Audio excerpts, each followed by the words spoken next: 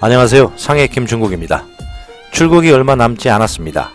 오늘은 입학 허가서를 받은 다음 중국 유학 준비 관련해서 기본적으로 꼭 알아둬야 할 사항에 대해서 말씀드리겠습니다. 우리나라 카카오톡처럼 중국에는 위챗이 있습니다. 매우 유용한 프로그램입니다. 중국에서는 카톡이 잘 안 터지므로 위챗은 반드시 깔아서 오시기 바랍니다. 특히 저희가 공항에 있는데 한국의 부모님은 잘 만났냐고 계속 여쭤보는데 1시간이 넘도록 보이지 않으면 정말 속이 탑니다. 위챗을 연결하시면 공항에서 헤매더라도 저희가 찾아갈 수 있으니 반드시 미리 위챗 추가해 주세요. 아이디는 sh21 education입니다. 나머지 유용한 어플은 학교 도착해서 저녁 식사 같이 하면서 차분하게 하나하나 알려드립니다. 학생 비자는 X1과 X2 두 가지가 있습니다. 그럼 X가 뭐냐고요? 쉐셩의 첫 자를 따서 X비자라고 합니다. 현재 180일을 넘지 않은 X2 비자는 입학 허가서만으로도 비자 발급이 가능합니다. 반면에 180일을 넘기는 X1 비자는 입학 허가서 외에 JW202 표라는 것이 하나 더 필요합니다. 그래서 보통 X2는 단기 연수나 한 학기 연수생이 받고요. X1 비자는 1년 5학년수나 4년 본과생이 받습니다. 자, 그럼 중국 비자를 어디서 받아야 할까요? 비자를 혼자 발급받아도 되고 유학원이나 비자 대행사에 맡겨도 됩니다. 각각 고생을 좀 더 하냐, 비용을 조금이라도 아끼냐의 차이가 있으니 각자 취향에 맡기겠습니다. 자, 여기서 주의할 점은 X2 한 학기 연수생은 180일 비자를 받았고 단수 비자입니다. 단수라는 것은 한번 중국을 벗어나면 그 비자는 끝난다는 의미입니다. 단번에 끝나는 단수 비자인 반면에 매우 과정이 심플합니다.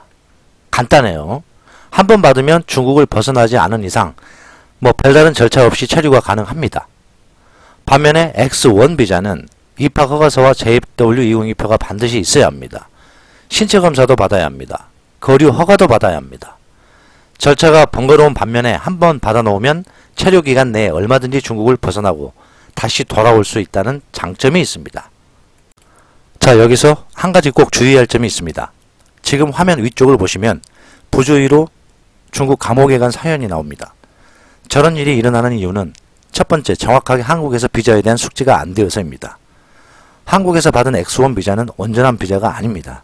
화면에 나오다시피 중국 현지에 입국해서 30일 이내로 반드시 거리 허가를 받으라고 명시가 되어 있습니다. 반드시 주의가 필요한 부분입니다. 거리 허가 받기 전 필수적으로 신체 검사를 받아야 하는데 예약부터 수령까지 대략 일주일을 잡아야 하므로 중국 도착 후 일주일 이내부터는 비자 연장을 시작해야 합니다. 30일이 넘어가면 그 다음날부터는 불법 체류자가 됩니다. 벌금도 내야 합니다. 반드시 주의하시기 바랍니다. 학교에 도착하면 보통 단체로 신체 검사와 거리 허가 받을 날짜를 정해서 알려줍니다. 조그마한 쪽지에 날짜, 시간이 적힌 종이를 주는데 일단 사진부터 찍어 놓고 꼭 숙지하시기 바랍니다. 신체 검사 당일은 반드시 공복으로 가야 하고 예전에는 병원이 학교로 찾아와서 좀 편했죠. 근데 요즘은 단체 버스로 병원을 찾아가야 합니다. 반드시 출발 시간을 엄수해야 합니다. 버스는 기다리지 않습니다. 혼자 찾아가야 합니다. 거리 허가 역시 마찬가지입니다. 자, 정리하면 한국에서 받은 X1 비자는 진짜 비자가 아니다. 임시 비자이다. 신체 검사 후 거리 허가를 받아야만 진짜 X1 비자이다. 이렇게 정리하겠습니다.